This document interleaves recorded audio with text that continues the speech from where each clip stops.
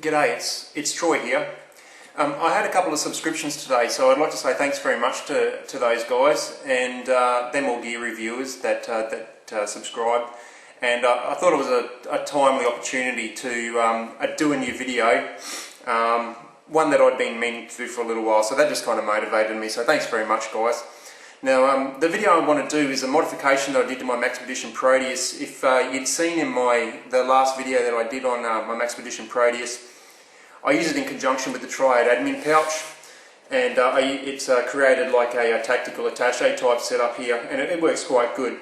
I did have a little bit of a complaint at the time that the waist straps use a lot of room within the pack, that their mass is pushed in towards the pack, and it chews up room that you don't really need to lose. So what I decided to do was I shortened the waist straps and I maintained the buckles so that I had the buckles there for future use in case I did ever want to use it as a waist pack again. And in so doing, I also created a little loop spot where I can put stuff that has a pocket clip like my Phoenix LB20. Great torch, fits in great there, I can grab it really quick. Now the modification itself, like I said, maintain the buckles, and I snap them together to keep them nice and tight and nice and flat. So I'll just have to reach in and undo those, and there they are.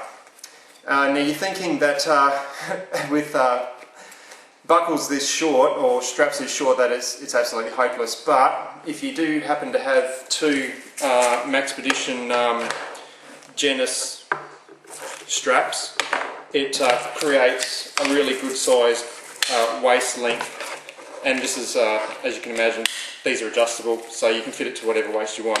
But yeah, two Genus straps will solve that problem. And I didn't actually buy two, I bought one and I was sent two, so that was a really good score.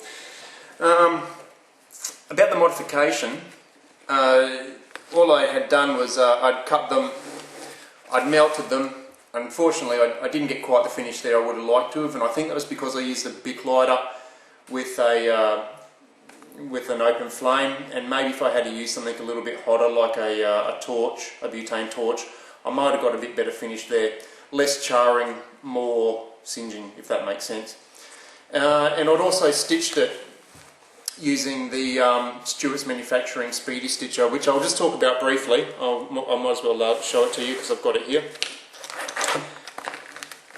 This is the Speedy Stitcher.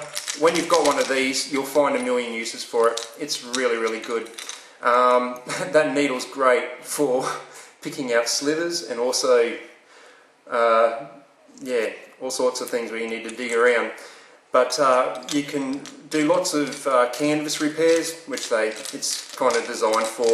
Also strapping modifications, and sews buttons on really, really great. Just, yeah, once they're on with one of these and this material here, the button ain't coming off. So really impressed with that item. Glad I've got it. Leave them out. No, I won't. Put them away.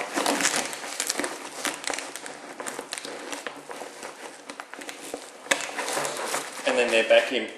Last time I talked about my Proteus, I mentioned about the phone holster, and that it does fit an iPhone, but I didn't have one at the time to show you. So there you go.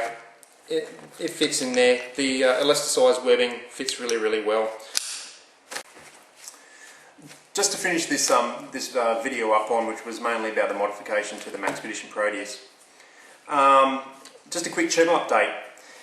What I want to do with the channel is just steer it in a little bit of a different direction to everyday reviews. I just don't want to review gear. I want to show them in a different configuration to that you might not have seen them in before. Similar to the way that I've got this set up, I think that's quite unique. And I also want to show gear that people aren't ordering a great deal of. Not crap gear that people aren't ordering a great deal of, but things like other pouches. In the mail I'm expecting to receive a Maxpedition anemone and a single frayed grenade pouch.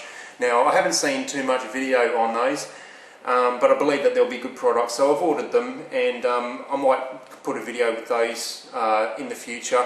I've also got some stuff coming from Rat Cutlery and a couple of other knives on the way as well. So depending on whether I think I can do them justice, I might do a video with those in there. So thanks very much for watching this. I hope it's been interesting. I hope to keep you interested. I hope you can all subscribe. Thank you and have a good night. See ya.